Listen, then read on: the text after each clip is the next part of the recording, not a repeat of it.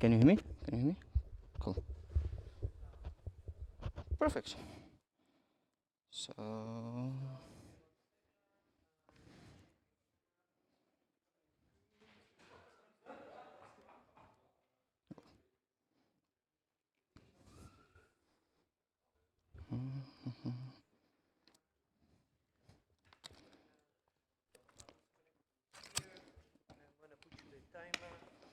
I'm good. I have my watch. Okay, perfect.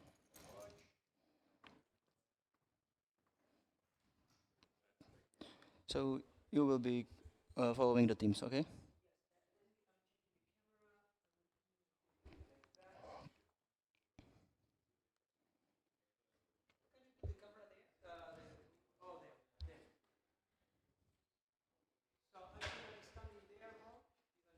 I don't know. It's your job to follow. Sorry.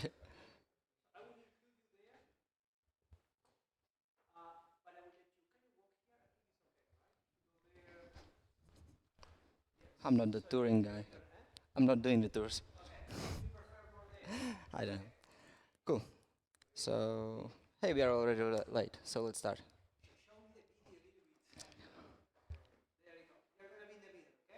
Yeah, cool. So, welcome everyone. Welcome to the sixth class of Introduction to Cybersecurity. Thanks for coming and joining in the internet. Today we will be focusing on privilege escalation and gaining persistence.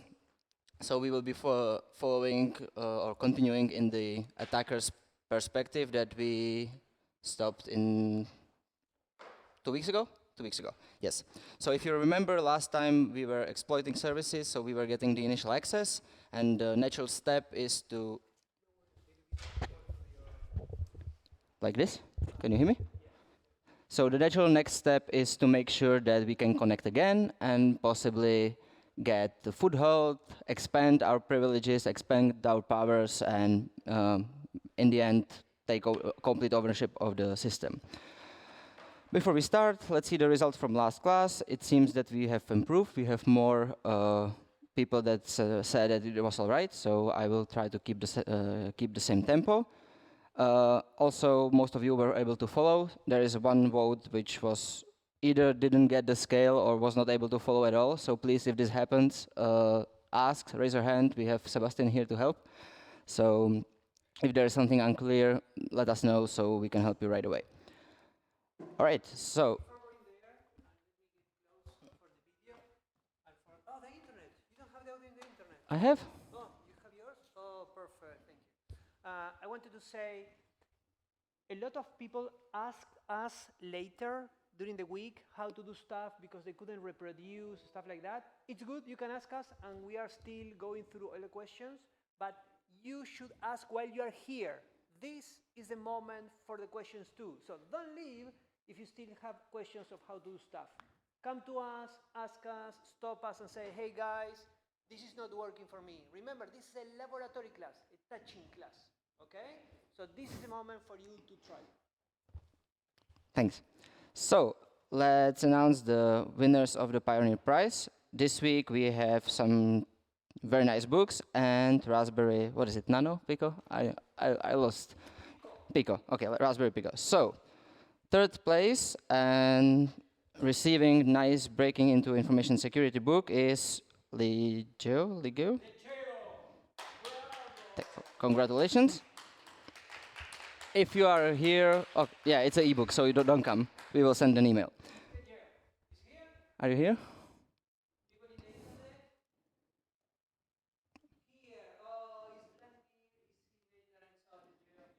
So, congrats. Second place and penetration testing, hands-on introduction to hacking goes to Clueless. Anybody clueless in here? Perfect. And the first team was Get Pound, so if you are here, you can come and collect the Raspberry right away. Okay, it seems. Oh, sorry.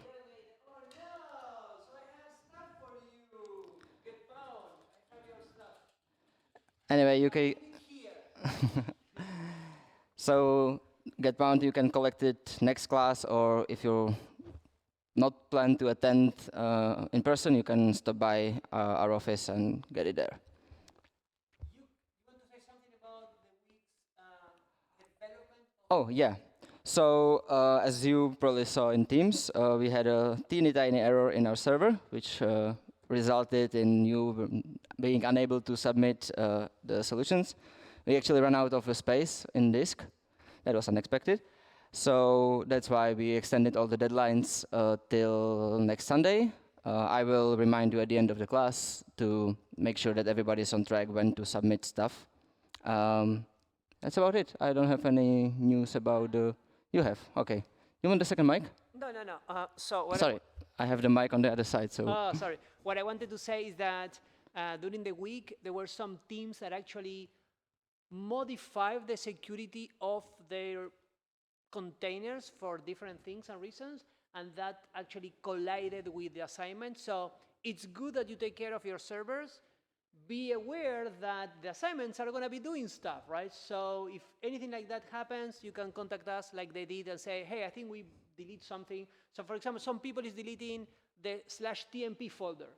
That's actually hard, right? Because a lot of programs stop running. So we cannot control that stuff. So be careful what you are doing in your containers, okay? Yeah, and also related to that, if you're trying to solve the assignment and you think you are doing the right steps and you're missing something, there is no traffic in the PCAP that you're supposed to analyze or stuff like that, be sure to contact us, because even though we try, there is a possibility that mistake is on our side, and we don't want you to work for hours without any results. So that's the Pioneer Prize. Let's get fix some mistakes that we did last time, 2 weeks ago. And I have no idea what this is, so Seba, you need to explain this. But if I remember correctly, we showed a command that was not working, and some of you managed to fix it, which possibly will earn some extra points. Hi. Will it?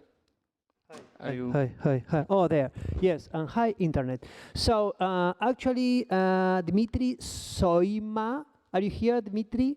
No? Are you in the Internet? I'm not checking the there chat. he is. Oh, there. Oh, there. And you were there from the beginning, the first one to arrive, or maybe the second, and you were not saying. So thank you very much. So if you remember last class, we are doing the find command to find files and when they were modified. Do you remember this? Yeah. And there was an issue. Yeah, I need the cheer up. There was an issue with the format of the printing, and Dimitri found that my mistake was that the -ls and the -print were put in a reverse order. So it was printing incorrectly which date corresponds with each file. This is only in the format version. So when he asked the first time, I say, I have no idea, probably is everything broken. And then he found the solution. Thank you very much. So we are going to be changing this in the previous document. And yes, there are going to be probably some extra points for the security help. And I'm doing the reminder that if any of you goes beyond what you have to do and you get creative and hacker style in your solutions, there may be points for you to extra, okay? So this is up to you, people. This is a security class, okay? You can continue. Back to the studio. Okay, so let's get to the content of today's class. As I mentioned, last time we managed to get in the systems, and today we will be focusing on how to stay in. Even if the system reboots, even if the original breach is discovered, detected, if the system is patched, if something changes, we want to still be able to get in again. And that can be for various reasons, right? It can be that the exploit that we use is one shot, so it's not working anymore. It can be that the system is patched. It can be that actually it's too much work to exploit something, and once we are in it, maybe we are able to make something easier, make our life easier to get in again next time. And last but not least, it can also happen that the first time we get into a system, it has really no value for us, but possibly later some things can change, and we realize that it can be useful for us, and therefore we want to get back in. So Why do we need persistence? Any ideas? Well, I've mentioned a lot of them, but maybe you have some other ideas. Why would I like to stay in or be able to get in again, apart from what I mentioned? No idea. Well, maybe you forgot your passwords. That can be an idea for having it. No, I'm joking. You should never make a backdoor just in case you forgot your password. But mainly, it can happen that the system is fixed, the original vulnerability gets fixed, and in the case that you didn't make some plan for this occasion, you're out. So there are a couple of options that we can do, but some of them depend on our privileges. We will get to that later in the class. Some of them means using some external tools. Metasploit, well-known tool, is full of methods that you can use. But we will be focusing on a very simple one, and that is usage of NCAT to create a remote shell. Some of you may have the idea of, okay, when we are in, why don't we just create a new user for ourselves and use that to join this, connect to the system as we do, as the administrators do, and as everybody else does. So there are two issues with that. First of all, you need the root privileges to create the user, which at this point we still don't have. Once again, we might get to that later in the class. And secondly, it's kind of easy to spot, right? If you have a system that you have the fixed amount of users and suddenly some new users appear, in 2 weeks ago we showed the aid which actually reported this, right? That there is something new. So it's easy to spot, and even though it might be very easy to use, we kind of try as the attacker, we try to be hidden and undetected. So let's start with the remote shell. Here is the idea. As a victim or as a device that you got into, you start NCAT and you offer a shell to you connect to the other device that you control and get the shell running. And using the shell, we can run commands. So for this to work, or for this to for us to show what we want to show, please connect to your devices, your Dockers, and create a new user. I call it my dummy, but in theory, you can use it. I will get back to that once we create the users to refresh the idea before we use it. So please connect to your Dockers, preferably twice. One of them stay as root, and one of them create a user. I will call it my dummy, and then switch to the user using this command, switch user my dummy. So I have only one. Oh, I have two. So sorry, let me fix this and fix the colors so it's not giving you headache. I'm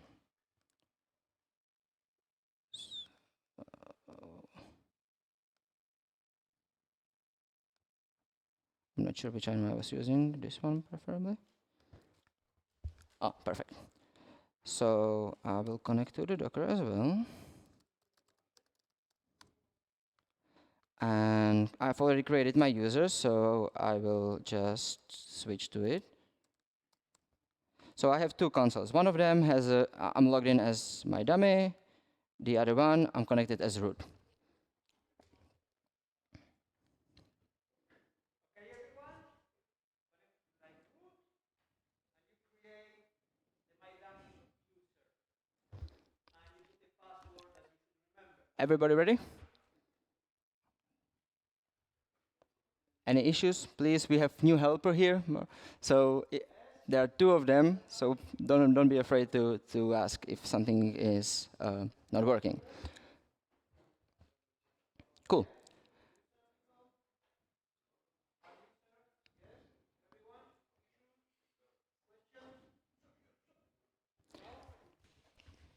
Okay, so as I mentioned, and I want to stress this out because according to Sebastian's miming, it was not completely clear.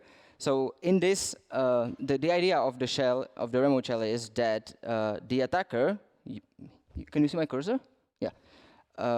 The attacker connects to the open port in the victim computer, right? So in the victim device, once you get in, you open the port, and the attacker connects to the port and can run commands. Now, how do we do that? We use the NCAT, and it's a very versatile tool. So let me break the command for you. So we use NCAT. We use it in the -L, that means listen, in port 9000. Any idea why we choose the port which is this high of value? Why I'm not using ports such as, I don't know, 80 or 23 or some. We might clash with something, but you can easily check if the port is occupied or not. Any other ideas why? Yeah, very nice. So I'm not sure if the internet heard that, so let me repeat. The answer is that we need, in order to use or open or listen on ports 0 to 1024, we need root privileges, right? We call them restricted ports. And even though it would be nice to do this, because then we can pretend to be some harmless service, such as web page or something else, we cannot do it without the root privileges, and as for now, we don't have them. So we choose some high value port, in our case 9000. We tell the NCAT to keep it open and also to use the command. In our case, the command is bin bash, so we are offering the bash to whoever connects to that port. So go copy the command. In the terminal, when you are the dummy user, and start it. Oh, we didn't do the pairing with the attackers and defenders. That's my mistake. Sorry for that. So please find a friend here, share the IPs so you can attack each other and you are not attacking yourself. So just a reminder, if you don't know how to find your IPs yet, you do. Oh, sorry. Is it ipconfig? Oh. Yeah. I have a typo. Oh, yeah, you can attack yourselves. If you prefer to attack somebody else from the class, feel free to share your IPs in teams, and you can be attacking each other. Some of you can attack me if you want. Here's my IP. But feel free to pair up in any way you wish. Please, let me stress this out. Do not abuse the connection, right? We will be, if in case that you are not connecting to your friend's Docker or to your Docker twice, please don't abuse it. We only show this for educational purposes. So I've opened the connection here and offered the bash to anybody who connects. So from the second console, as in the terminal 2, as the attacker, I will use NCAT and replace this part with the IP that I'm attacking. So anybody who wishes to give me their IPs? Come on, who wants to be attacked? Don't make me attack myself. That's just, too lonely. So it's 172, 16, 123, was it? Oh, 22. Well, okay, let me 22.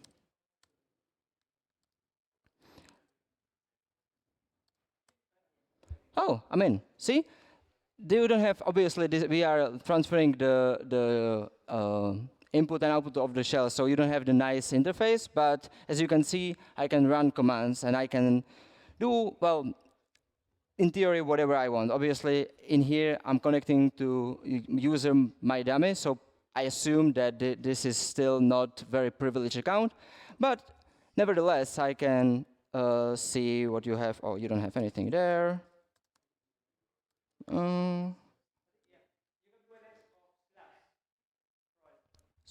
Oh, yeah. Yeah. So, oh, yeah.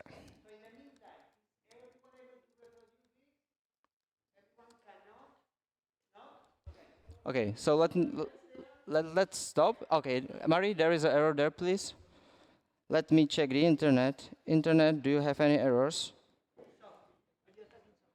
Uh,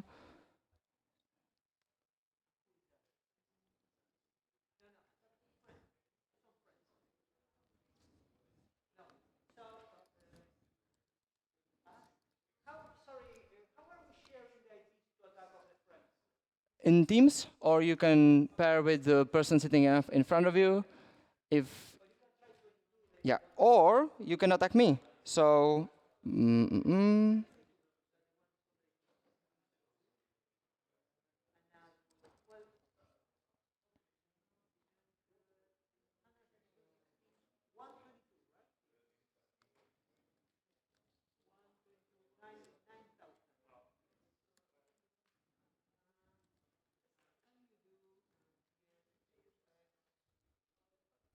anybody else has any issues? I can also work. Oh,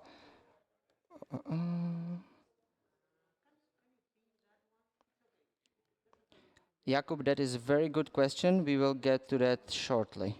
Okay, so, but it's really a really good question.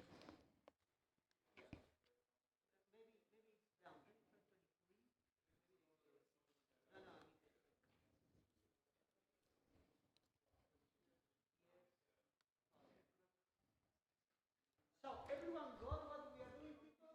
Executing a remote shell and connecting to NCAP? Everyone has the context of this? Okay, go. Okay, so we have a actually question in the, I will read it, in the chat from Jakub. That is really good, and it answers the question which is in the document is, what is the issue of this approach? Jakub is asking if it wasn't, if this type of shell wouldn't only work in devices without firewall. And that's one of the problems of this approach, that if I go back to the picture here, you as an attacker are connecting to the victim. So if you imagine the victim being a device in the organization, usually there is some kind of demilitarized zone, there is a firewall, there is a lot of things that protect anybody connecting to the devices. So this is one obvious reason that this is very simple and very prone to not work. The others might be that if the device reboots, well, you lose the shell, right? Because the port is not open anymore, and bye-bye. So it's very easy to do, and you don't need any extra privileges, but there are obviously some drawbacks of this approach. However, we can fix one of them, and that is the firewalling issue with reverse shell, which basically means that we swap the sides of the attack. So instead of the attacker connecting to the victim, we, as a attacker in the victim device, we connect to some other device that we have elsewhere, right? So instead of the attacker connecting to the victim, as it was before, now the victim only, the attacker opens the port, and the victims connecting to the open port. And the reason why this works as a fix or workaround for the firewalling issue is that in most of the organizations, you are not restricting to connecting from connecting to somewhere. So stop the encode that you have now, if it's still active. Okay, this is not the one in my other, yeah. So somebody is trying to list something in directory which didn't have permission. And we will start the encode in the attacker. So in the terminal when you are root. That is this one. Okay, so the idea is pretty similar. We just switch the sides for the reason that we want to avoid being stopped by the firewall. And also, frankly, it's much easier to detect that there is an open port in the device than the connection is suspicious. So that's another step for staying hidden. And then, in the terminal, when we are pretending to be the victim, once again, you offer the bash through the connection in NCAT. So I will grant bash to whoever offered me the, I don't remember the 172, 16, 122, was it? So I'm not sure who was giving me the IP before, but can you run something?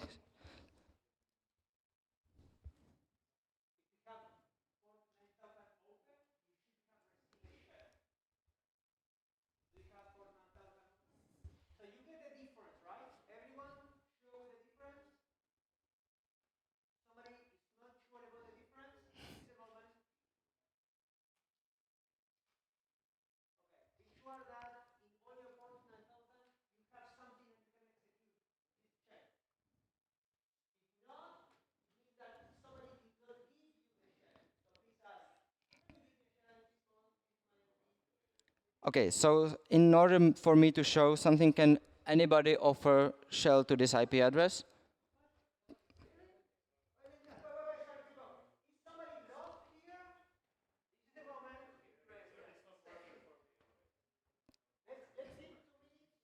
Okay.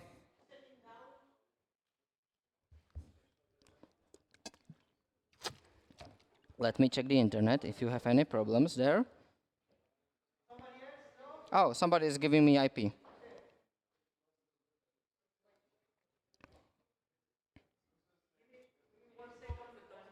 Yeah, I will open the document. There you go.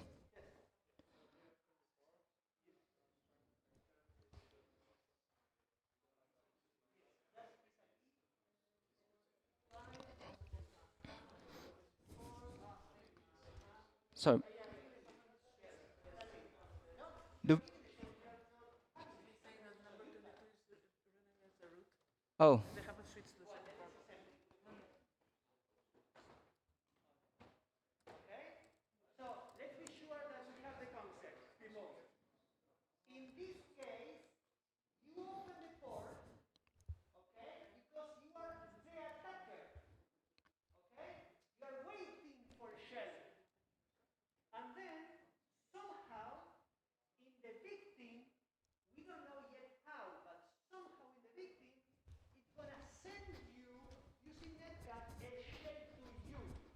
I'm going closer so they can hear you better in the internet. It's fine. You can. So the moment you are opening the port, you receive a shell, and then you are the one typing the commands. The one that opened the port and is waiting for the shell is typing the commands. The one that is sending the bash, nothing for you there. It doesn't matter if you type. Okay, everyone? Okay.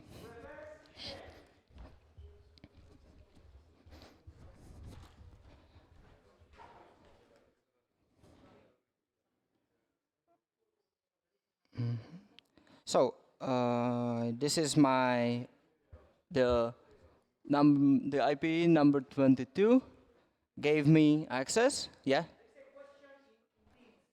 Okay, let me read it. How do I find out the shell has been sent to me?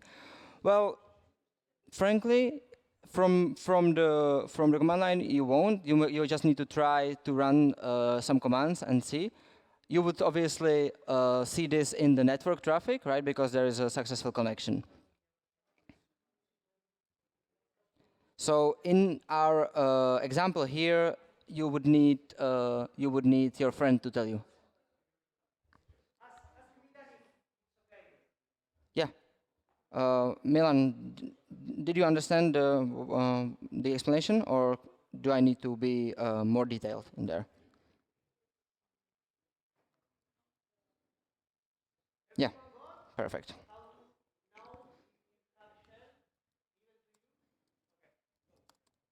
So obviously, you can do a lot of things here. Something like last time we were.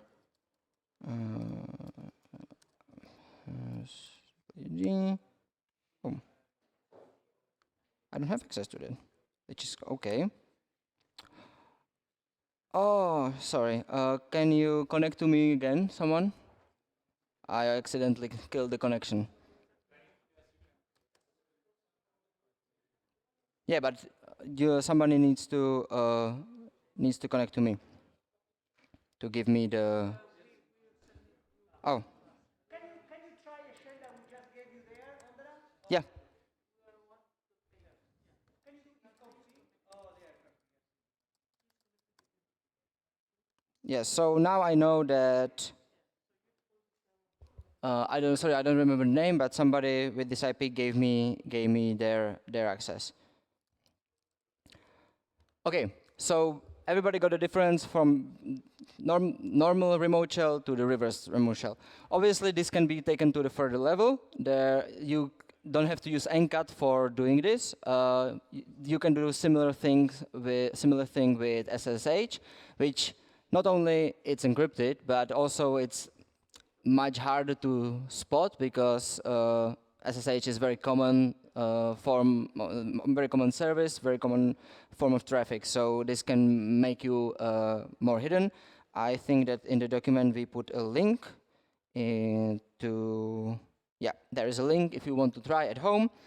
Um, Feel free to experiment with shell. One more. Do we have time? We do have time. So we can do something fun that NCAT and this idea of giving access to shell offers. I will start a broker server. Oh, sorry. I need to show you my IP first, so you can connect. And you can use this command to connect to my chat server that I just created. So not only we were able to use NCAT to send emails, but now we are actually doing the chat server. So if you can connect, you can use it to chat to your friends. Ideal way to cheat during exam. No, I'm joking. Yeah. So this what I ran uses basically the idea is the same that I use NCAT, don't kill the connection, listen on this port, and there is a script behind NCAT that is called broker chat. I've started the chat server, so anybody now who runs NCAT, the chat server IP on this port, should be able to connect to my chat server and talk with other people. So please try to run this. Yeah, I will replace it with my IP, so you can just copy the command.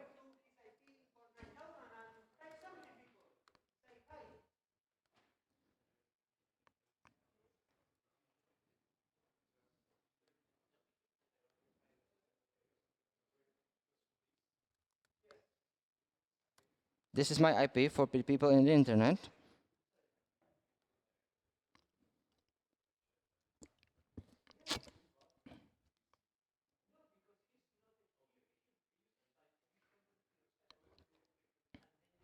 So, did you try to connect anybody?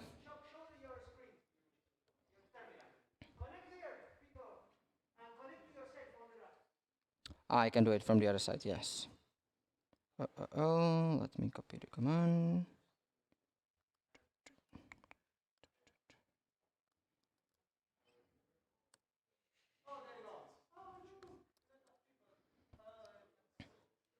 Hey, it's not broken.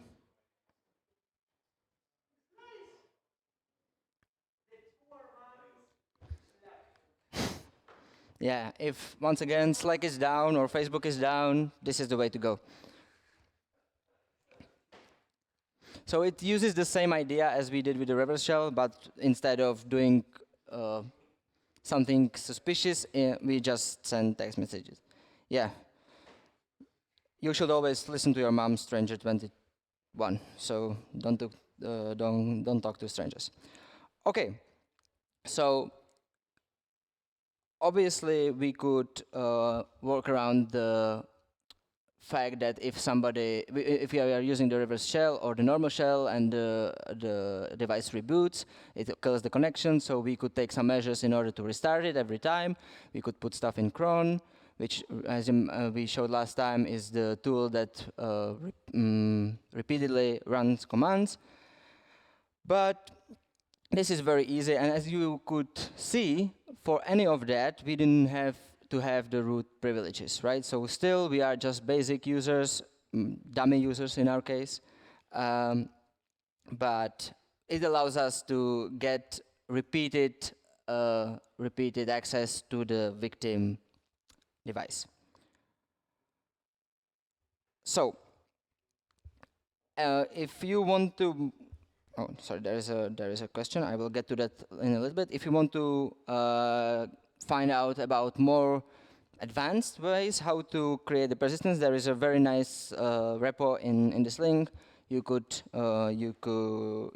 can go and inspect what other. There's a lot of ways how to do this, but some of them require a little bit more configuration and more work. This is very easy, one command.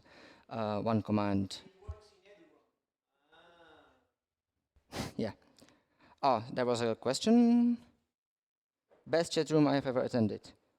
Well, how many chat rooms have you attended, Milan? Yeah, IRC. We will be actually using that in couple of classes for doing some automation. So IRC we will definitely see in a while. Okay, so this was a very straightforward way how to get persistence in a device. Now let's try to focus on the other part of the next steps that you can do after breaching a device, and that is expanding your foothold, right? Escalation of your privileges. Well, first question that we need to ask ourselves is, do we really need to do that? And even though we usually want to do that, the answer is no, we don't really need. For most of the things, we don't need root privileges. And for a lot of the things, it's not worth the trouble, right? As you can see, if we want to just execute most of the things, we don't need root. If we want to install things which are not globally present in the system, we don't need root. If you want to open ports or listen on the ports which are not restricted, you don't need root. In most of the IoT devices, we don't need it. If you want to do things like lateral movement, which means moving from one victim to another, usually you don't need root. So they're really just like subset of actions that you might want to take. One of them is creating the new user or deleting users that for which you really do need root. Obviously, as you could see a couple of classes back, usually for sniffing packets or capturing the network traffic by Martin. We do need the root privileges, but most importantly, usually we do need root privileges for deleting our traces, right? Remember that last time we were showing how to find traces in the system, and it's only natural that if you breach a system, you want to get rid of those, right? You want to make it clean, don't be a slobby attacker, just make everything nice and clean, so it's harder to detect you, especially if, as I mentioned before, you use one exploit to get in, then you establish this persistence, and then you clean up let's say your steps, you clean up the logs and you clean everything. It's really difficult to find out that somebody got into the device, and it's really difficult to detect you. So the obvious question here is how to get root access if you are not. So first step is very similar to what we showed when we were trying to exploit some service, right? You want to get as much information as possible about the device, about the system that you are attacking, and all of this can help you once again choose the best attack vector or path to actually obtain the root privileges. So you want to see the versions of everything, you want to see what programs are there, you want to see who and when logged in, because you don't always have to exploit something which is in the system. Sometimes it's easier to steal the credentials of the real administrator, right? And this is one of the types of attack that can happen quite easily in the Windows environment, that you just steal the real credentials, and then you don't need to go through all the pain of exploiting something because you just become the administrator or root in this case. So most of the times that you need to exploit something is take advantage of misconfiguration in the system, and this is like vast majority of the cases. And it's actually something that we will also see in today. So first thing that can be used and was used in the past is misconfiguration in the SUID binaries. Anybody knows what are those? What is the SUID bit in the file permissions? I'm not sure if Sebastian talked about it last time when we was explaining the permissions.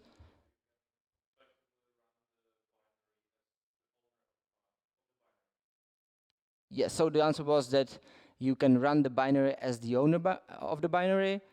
It's close. Basically, you get the privileges, the powers of the owner of the binary when you run it.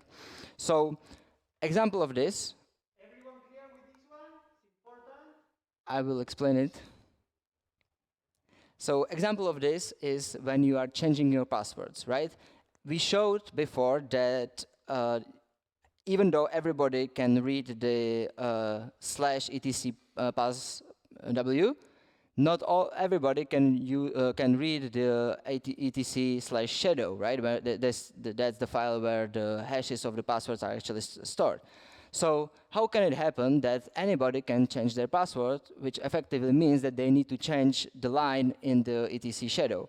And this is one example of the SUID binary, right? This command, the passwd,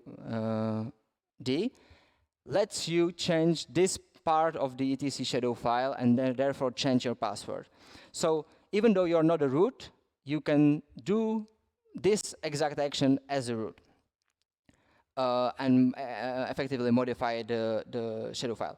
Which also means that if this binary or any other binary with the set user ID is broken or there is a flaw in it, you get, and this binary is owned by the root, well, then by running it, you get the power of root, and then you can use this for escalate your privileges.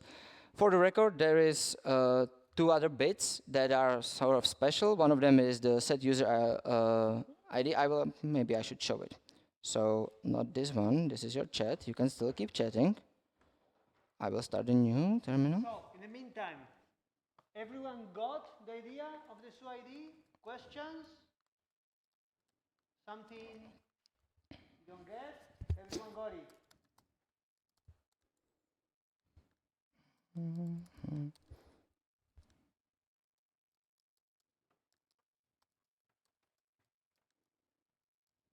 So you can see that when I list the permissions of this passwd, which is actually the tool that you use for change your password, there is this special S, which suggests or shows that this is the set user ID bit. And also you can see that the terminal is actually marking the name of the file in red to alert me or to notify me that this is something which is potentially dangerous.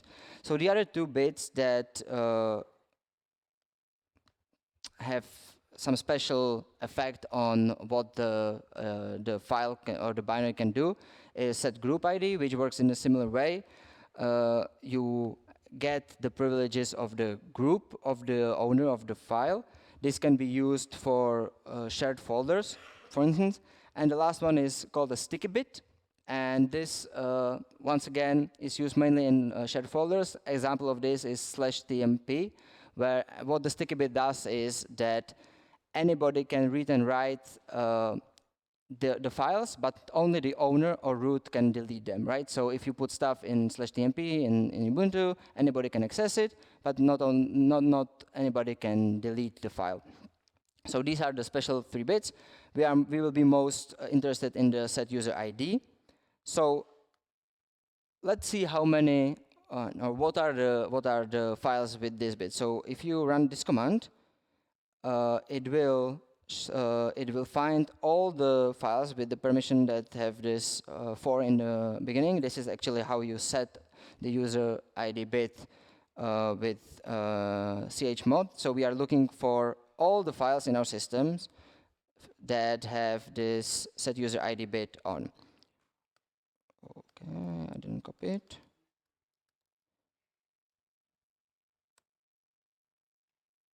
Oh, sorry.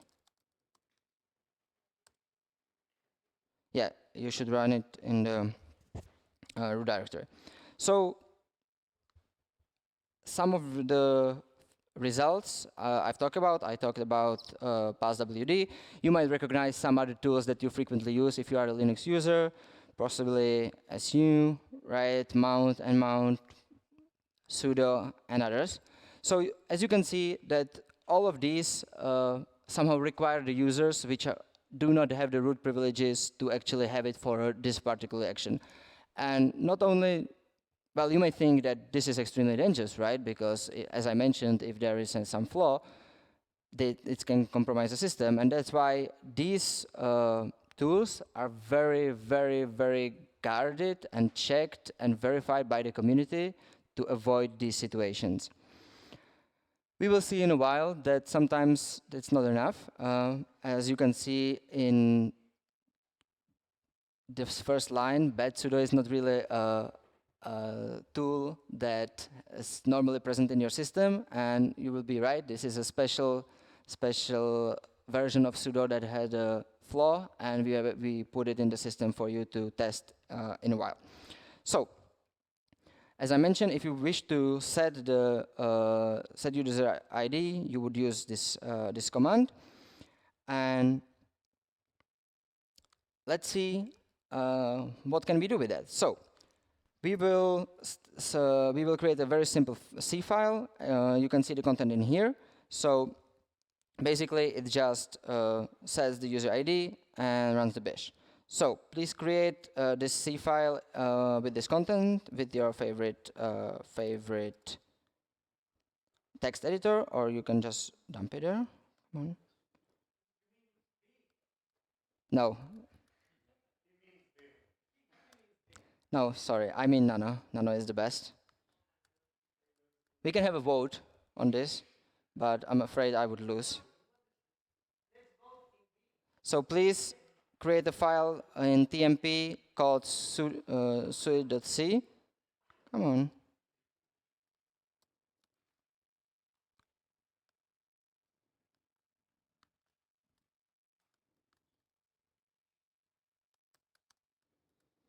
And by the way, Sebastian, nobody ever had a problem with escaping or closing Nano. There is one of the highly voted up question in Stack Overflow is, sorry, I didn't hear you. So everybody created the C file, preferably with Nano, of course. Are we fine? So next step is to compile it.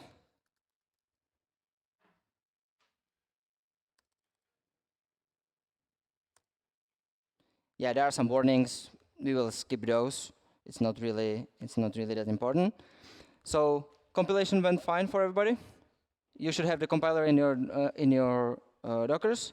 If not, please complain, and we will let know Veronica, who's in charge of your Dockers, that this was missing. The voice is breaking a lot, they say on the internet. Voice is breaking a lot. Okay. Everybody understand what we are doing?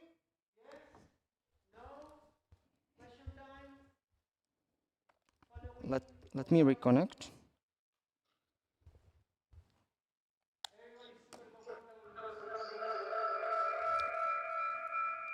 Sorry.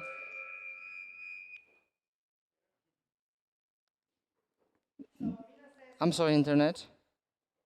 Can you read the question? Oh, Melanie is asking how the passwd works to change the password.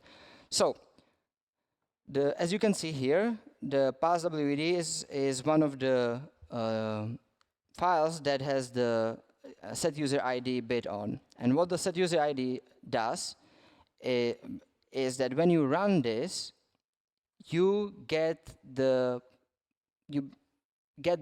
privileges of the owner of the file. You can see that the owner of the file is root. So if you execute this, you execute it as root, right? So only root can see and modify the content of etc shadow. And so in order for you to change the password, if you are not the root, you need to get these privileges. But it's obviously, in order to protect the system, we only want you to have these privileges for this very action. So this is the way how to give the users the root privileges for this particular action of editing the etc shadow. And after this is done, you lose it again. This is what the set user ID does. Okay, cool. Is the audio better? I hope so. If not, please let me. So we compiled our small little C program. Now we will make it belong to root. Oh, sorry. I didn't copy it.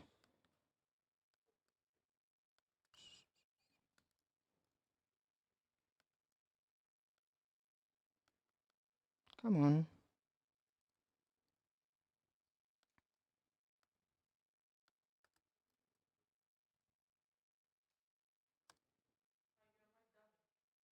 Oh, okay.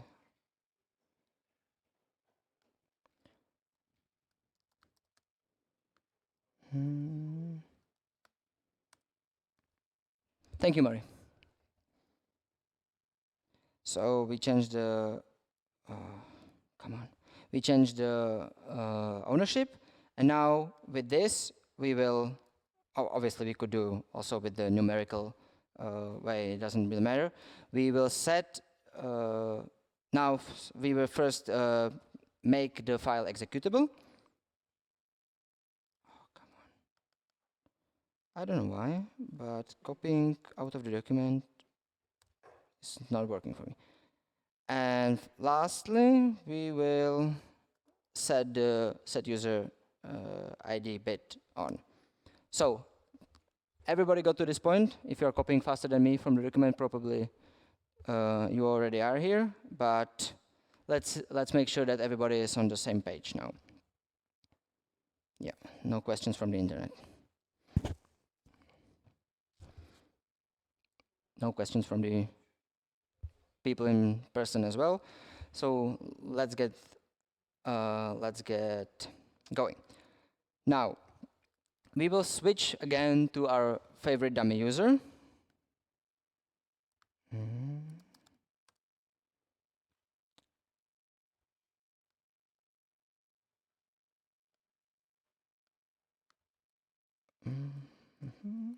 We can see that, oh, sorry. Okay, we are dummy in the group dummy and groups dummy. Now we will execute the file that we, sorry, the. Before executing, everybody understand what that C code is going to do, right? Was it clear? Perfect. So even though it's clear, I will repeat once again. We will set the user ID and start the shell. So as you can see the result, we have a shell. Now if I run the ID, you can see that I'm still in the same groups, but my user ID is set to root. So this is an example of how badly written executables with set user ID can help us to get the power of root, because now I can do the etc/. Oh. And you can see everything, right? Which means that you can see our passwords. Well, never mind. So this is, we naturally created this vulnerable program ourselves to show you how it can be done. But if you find versions of the stuff that is installed in the devices, then you can go again, as similar to when we were attacking the services, you can go online and search if there are known vulnerabilities for these particular versions of the programs that are in the device. So there is, again, payloads, all the things. It's a very nice repo, so you can go and see for more privilege escalation methods. But we will show one more. Before I do, if you want to analyze the system and see what might be exploited in it, there is a very nice tool here. We have time, so I can run it. Let me escape my shell.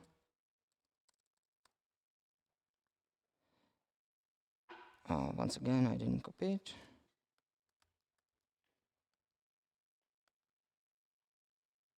Come on.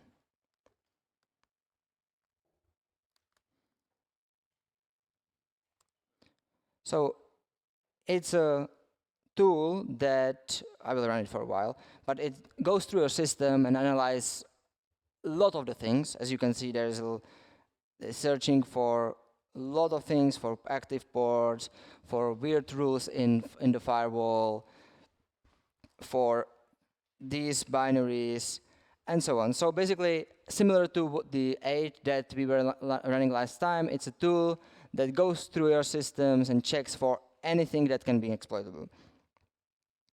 It will probably it will probably run for some time, but in the end you have a summary for everything.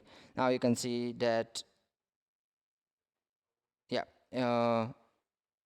there's a lot of things that it checked, but this is a tool that you can use either for, let's see, verifying your device, or if you're an attacker, to actually see where to go, what would be your next step. So did everybody manage to compile and run the C tool? Did all of you manage to switch to root internet?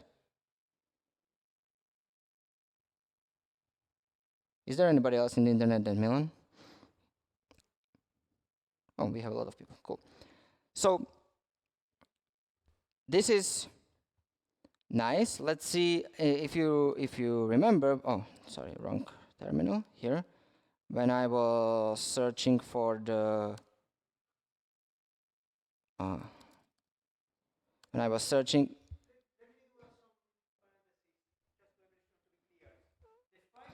Sorry, come to the microphone, please, so it's in the recording. There you go. The file that you just execute, remember that is giving you a root shell, okay? Which means that, as Sandra was saying, why we are doing this? Because you create this file, you put it in a victim, you are root at some moment in time. Imagine that you exploit something, you give the set user ID permissions, and then you leave. What you just created is a type of backdoor. That's the part that Andre is saying, privilege escalation and persistence. So in the future, if they change the root password, you don't care. They change the GPG, you don't care.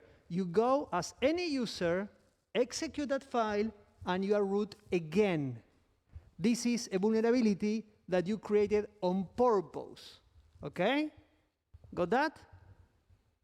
Which, by the way, means that once this class is over, it's really good idea to delete the binary, because if somebody got in, well, it's the situation what Sebastian just described. Do not leave this file in the computers of your friends. Or do leave them. Up to you, right? True story. We have a question.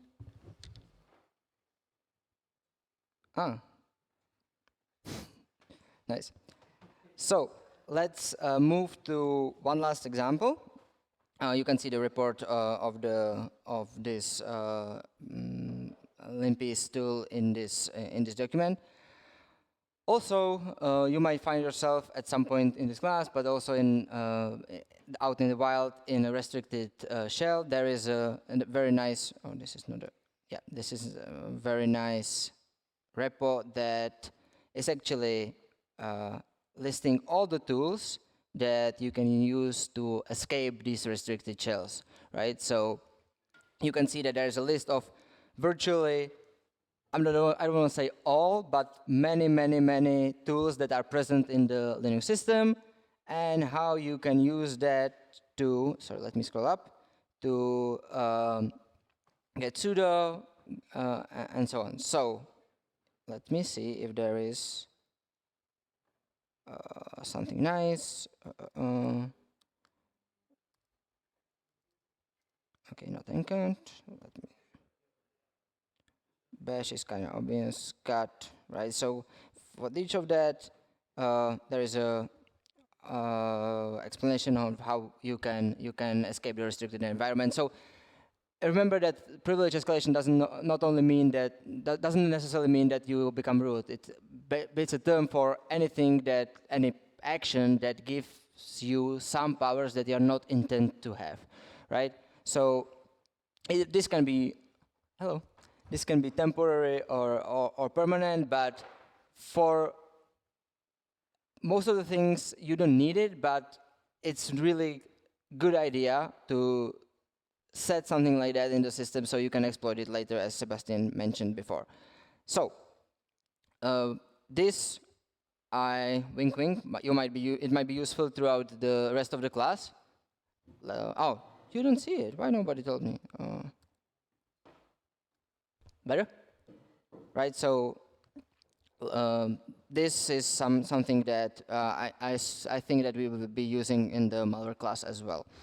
So let's get back to our document.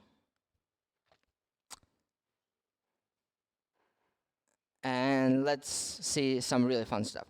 So I mentioned before that these binaries are usually very deeply analyzed by the community and verified, and for obvious reasons it's very crucial that there is no mistake in that.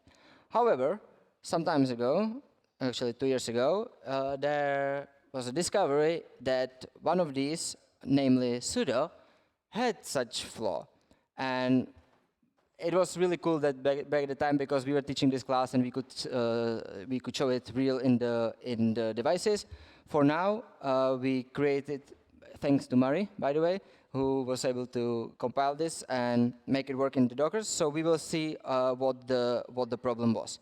Once again, please make sure that you have two consoles log into your Docker. One of them as root, the second one as my dummy as before. Okay, so let me do it like this. Can you still, you cannot read it. Can you still read it? Yes, perfect. So, as root, which is here, I'm sorry, I will have to kill the chat server for. Oh no, the best part of the class. Yeah, I know, but you know, what can you do? So, in case you don't have it there, oh come on. In case you don't have it yet, copy the. What is wrong with me? Come on. Yeah, but okay.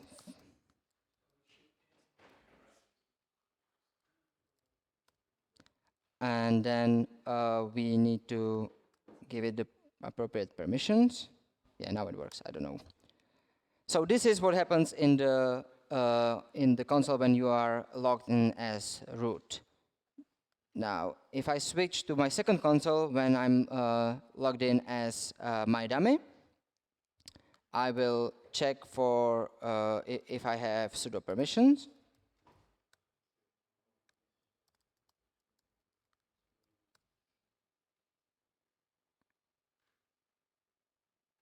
Yeah. Sorry. This is my bad because I was testing it before the class and didn't change it. But what if you do have the same results when you run it? I'm not sure if is there. I forgot to delete it, or if you have the same results. So can you please run sudo l in the my dummy console and compare what you see in my screen if it's the same? Okay. So in the root console, we want to edit this file, etc sudoers.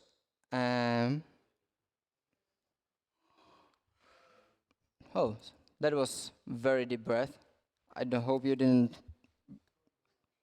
logged out of your Docker or something. So, in the again, you could use your favorite. I'm gonna push it all the way through. You could use your favorite text editor. However, there is this nice message that this is meant to be read-only. And that is because there is a special tool which is intended to edit this file, because it's very, this is the etc/sudoers is a file that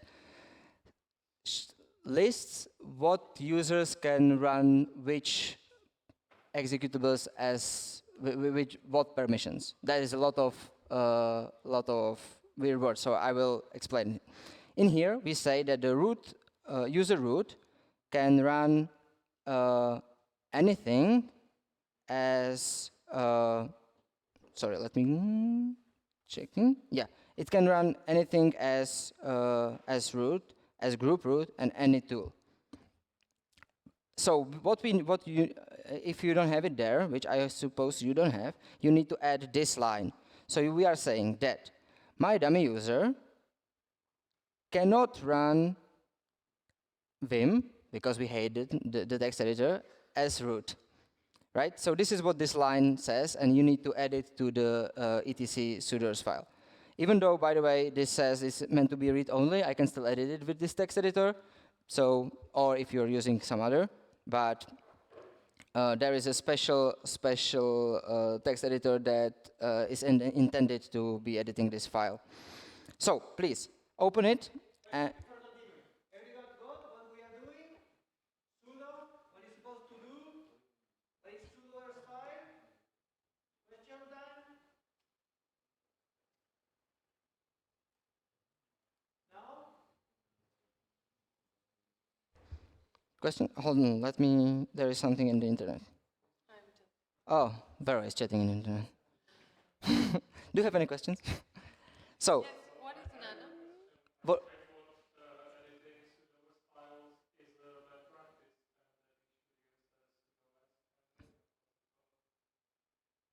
Yes, but at the end, for a lot of things, even though you can use the special editor thingy, etc sudoers, even though it's a little bit old, is still used. So a lot of things are much easier to put in that file because it's clearer and it has all the history of what you want. So in big systems, that can be like 200 lines, right? So if you know what you're doing, it's fine. I agree that it can get messy, and then there are like other solutions, right? But did it, was it satisfactory, the answer? Okay. You seemed a little bit confused about it. Okay, so we will add this line. We will save the file and close it. And then switch to the console where you are using the user mydummy, and run the bad pseudo binary.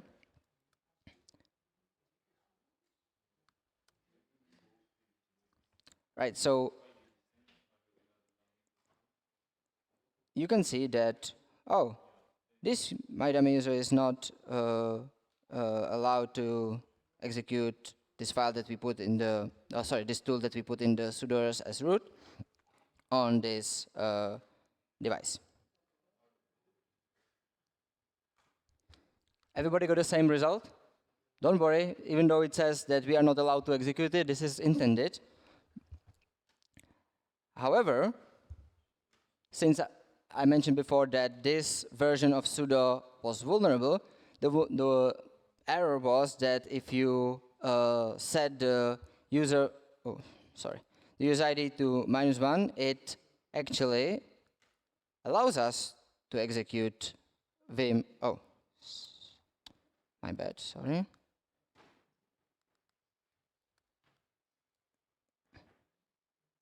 Yeah, it asks us for our dummy password. Ta-da! We are using Vim as sudo, even though we clearly said in the sudoers file that we should not be able to do this, right? So please make sure that everybody is at this stage. And if it's not clear why or how this is happening, this is the moment to ask, right? So basically, Vera is answering, perfect. Basically, to recap, we intentionally set user mydummy as someone who cannot execute Vim as sudo, And now we are executing vim as sudo. Thanks to the, or do, it depends on the point of view, uh, thanks to the vulnerability in the sudo binary. Everybody here? Everybody on the same page? Do we need to wait? It's good that you seem not to be falling asleep. Yeah. I have a question. What is nano? A perfect text editor. I'm not. The internet says that Andra is now stuck in Vim forever. Yeah, because as I mentioned, it's really impossible to exit this. Okay, Sebastian solving some issue there, but I assume that the rest of you is on the same page, so let's follow. So okay, we went through a lot of trouble to open Vim, which makes no sense. But we are opening Vim, but you might be asking, okay, how is this useful, right? Like it's a text editor. Like we are trying to escalate our privileges. Like what is going on here? Yeah, as Marie was saying, Nano is just an editor. Vim is much more. So actually, what we can do with Vim is that if we run, I'm not sure, who is it? Where is it located? Huh? Ah, true. Basically, if you, for those of you who are not familiar with Vim, if you put the, what is it, semicolon?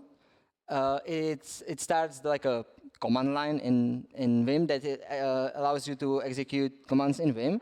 And if you put question mark there, it actually executes the command. So if I do it like this, it runs the ID command of the system, which gives me the ID of my user. And you can see that I indeed have the ID of root, and even though I'm still part of the groups my dummy and so on.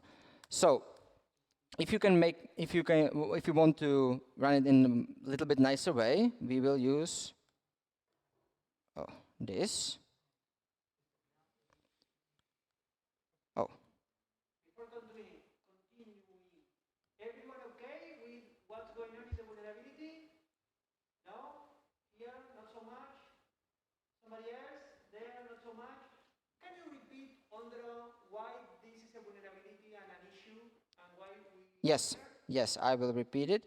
So, fast, people, because this is important, okay? let me maximize this. So, what we did was that we added the sudoers file to forbid user mydummy to run Vim, the program Vim, as sudo. Right? So we specifically said this should not happen ever. And yet, because of the mistake in this version of sudo, when we run it with this parameter, which says user ID -1, we were able to do it. And this is actually something that was present in the system not so long ago, 2 years ago. But not only that we are able to run Vim, because Vim is so awesome and powerful, it gives us access to this special capability of Vim, which allows us to run commands with the question mark. So now I can list stuff. I can do much more. Oh, not ID, sorry. I forgot the question mark, and so on. So through the bad sudo or vulnerable sudo, we managed to run Vim as sudo, and through the Vim, which is running as sudo, we are able to run anything because it gives us access to the shell. If you wanted to do it in a little bit nicer way, first we will escape Vim with Q, and then we will use this command, which should be blue. Oh, sorry. Let me fix that. So it's literally saying the same. Oh, there was something else. The first part is same as before. We are using this bad sudo, setting the user ID to -1. We want to run Vim, and we run it with parameter C, which means to execute a command, and the command is run shell or give me shell. So, copying issues again. Yes.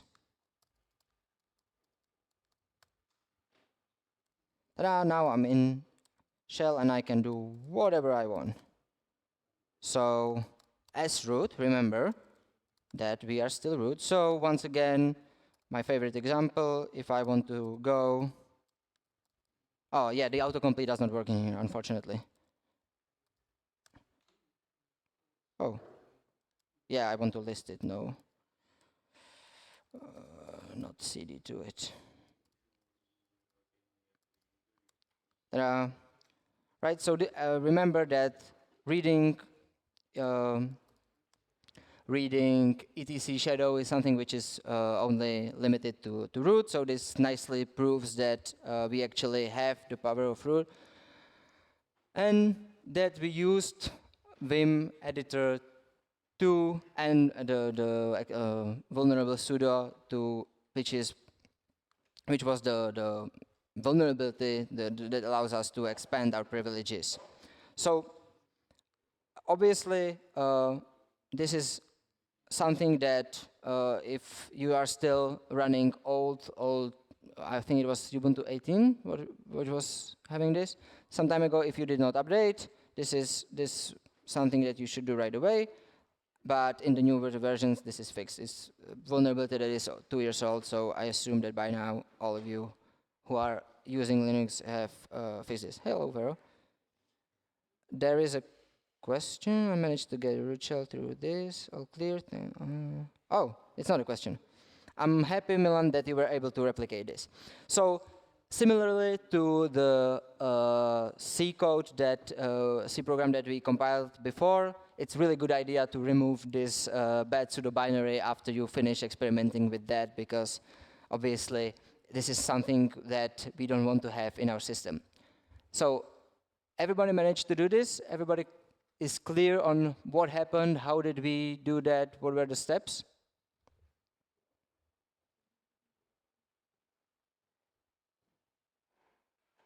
Give us 1 minute on Earth. I can give you 2. Ah, thank you, Ver.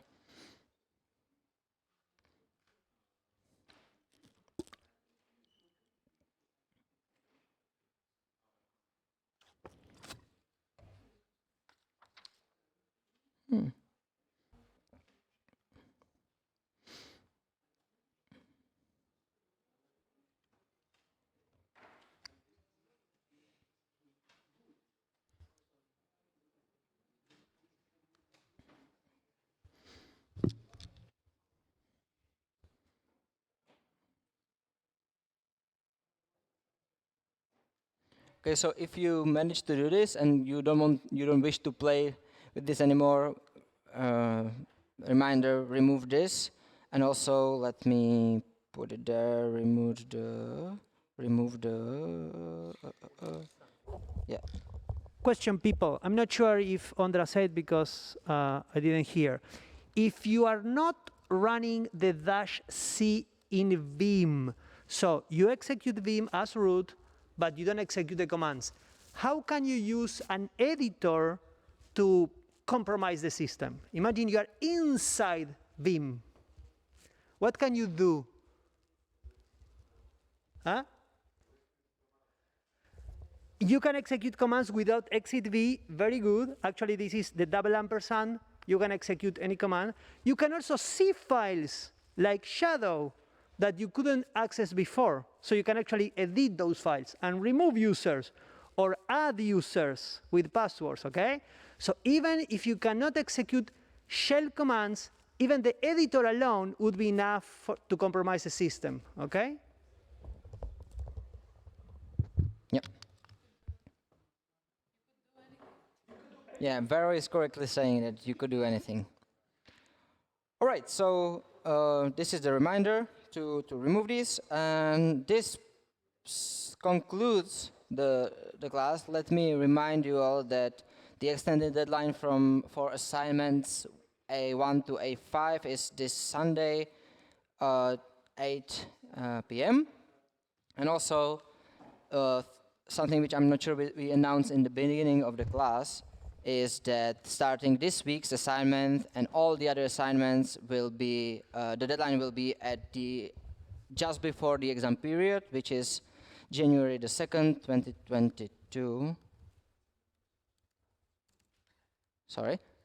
And this also applies to the bonus assignment that will be released before the Christmas break. We will explain it in detail further down the line, but this is something that will help you to not to attend the exam if you manage to finish it over the Christmas. But don't worry, we will explain the details and the rules and everything when the time comes. You want to say something? Yes, I wanted to say that about what happened last week with the closing of the assignments. The deadline was last Sunday. We know a lot of you were working hard because we saw you there. We have the issue of the disk space and we have to delete some stuff. That did that some of you could not finish on time. That's why we extended the deadline for the first five assignments to next Sunday, not Sunday actually, Sunday. Sunday, no. Yeah. Sunday 8, 7. 7? Oh, okay. 7:59? No, I mean the hour. Yeah, 8 p.m. 8 p.m., okay? Because we don't want to be at 12 in the night checking this. You shouldn't say that. We didn't want you to cut No, sleep we didn't want to be because of our like assignment. so late on Sunday. So you have one more week. Remember that this is because we need to take down the Dockers and get everything down. Next week, we are going to have the class on reporting, and you will need the screenshots and text of everything you did or some of the stuff you did so far, okay? This is the opportunity last week to have anything that you need here. Questions about this? Questions about assignment? Yeah, I will show it on the mic, so it's in the recording. So also because all of us are traveling next week, we will have the class online. So nobody will be in here. Everything will happen through Teams. And the next week afterwards, which will be 16th. Oh no, sorry, 18th. We will meet here again in person. For those of you who wish to come, obviously the online option is always there for you. So if you wish to join in Teams all the time, it's fully possible. Okay, so next week only online. We will also put it in the Teams, in Moodle. Yeah, that's all the platforms that we have. So yeah, don't come in person next week. Questions? Any questions about this? Something about assignments, class? Nothing? This is the moment, people. Yeah, hold on. There is a question from the internet. There. Wait, hold on. First, the question from the internet. Go.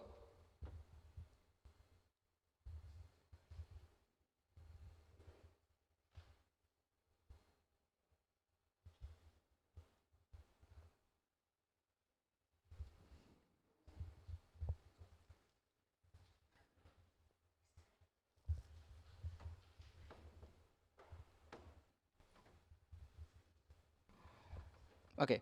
Yeah. So the question was for those who are not online that if any of the team after we fixed the Wireshark assignment, if anybody managed to submit the correct solution because Zdeněk there still has some issues. I think yes, but let me verify that and we will let you know in the Teams and also try to contact you in the Teams to get this sorted. Okay? Super. There was a question. Yeah.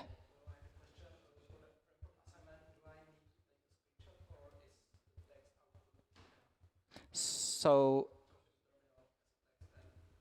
yes, I will repeat the question for the recording. So the question was if for the report assignment that will be next week, if you need to have screenshots or if the text output is enough.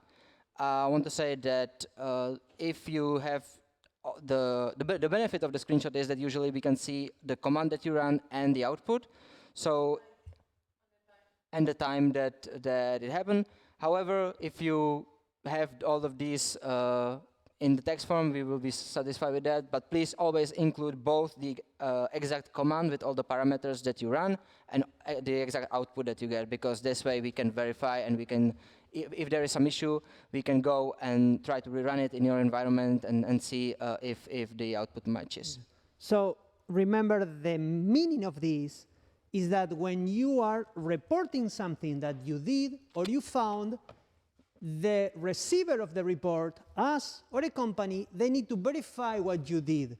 Reproduction. So if we cannot reproduce what you did, then we have an issue. So you should not only tell us, yeah, I found the flag and this is the flag. That's not enough. We need to know how you did it. We need to know what tricks you use, the outputs of the trick, because sometimes you believe that you did it in some way, but maybe what was happening was different things. So we need you to know and say, hey, yeah, this is my path.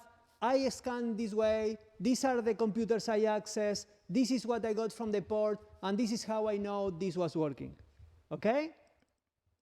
If you don't do that and you only give us the result, it's not correct. The same applies for the exam.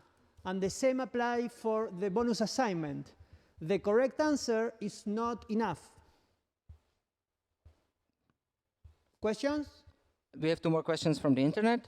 First of them is if we will be still using Dockers after the November 7th. Yes. To clarify, we will be taking down the Dockers which run the assignment. So your Dockers will stay there. You don't have to worry about it.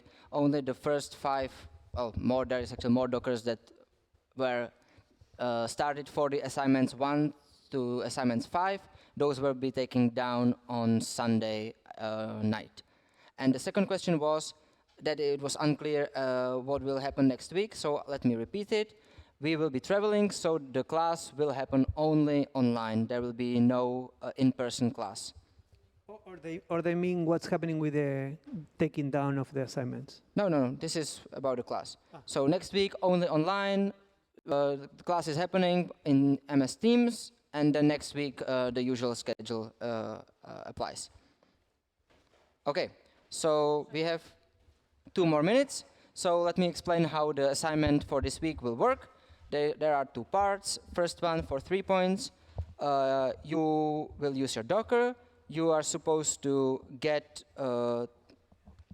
access to user Moriarty and your team number at this IP address, and find a way to repeatedly get access, right? So we've shown a couple of ways how to get persistence today. Choose any of those. You can go crazy and search for others. Any type of persistence is fine. You will find a flag in there that is composed of several parts. Your task is to collect all the parts, put them together, and submit it into the CTFD. There are some hints that might be useful for you for the initial.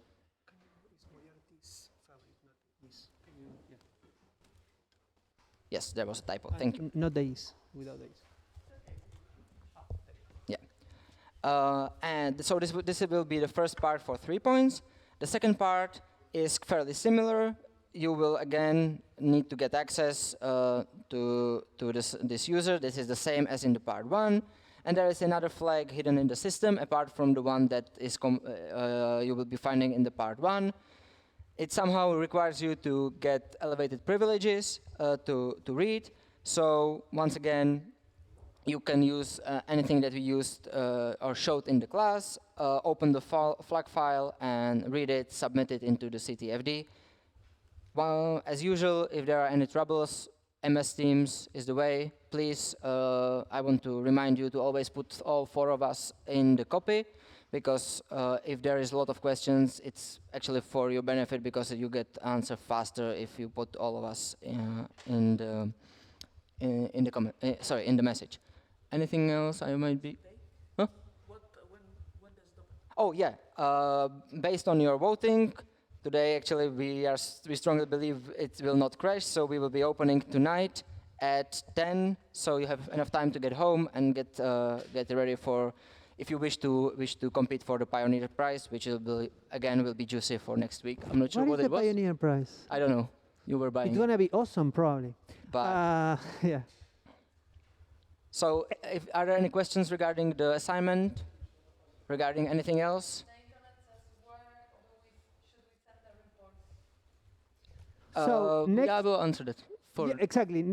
Next class, we are going to have the report class where we are going to teach about doing the report, and the assignment of that class, we are going to tell you it's going to be to send a report. So don't worry, we are going to tell you everything. Yeah, this will be content of the next week's class. So in time we will publish the information. But first we will let you know how the report should look like, and then obviously your assignment would be to finish it. But this is for next week.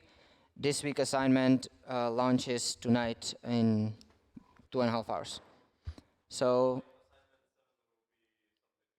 yeah, so assignment 7 will be a report that's next week's. There is no penalty price for that, so speed will not help you. Good report. Yeah. No, okay. Okay, so if there are no further questions, I will not stop the recording because I'm not the owner. Thank you very much for attending. Thanks people in the internet. There may be a team that has questions. Don't log off Teams yet. Yeah, I will. As Seba mentioned in the beginning, if you have any problems, questions you want to talk about now, we will be here. Stop the recording. Yeah. Otherwise, have a nice rest of the week and happy weekend.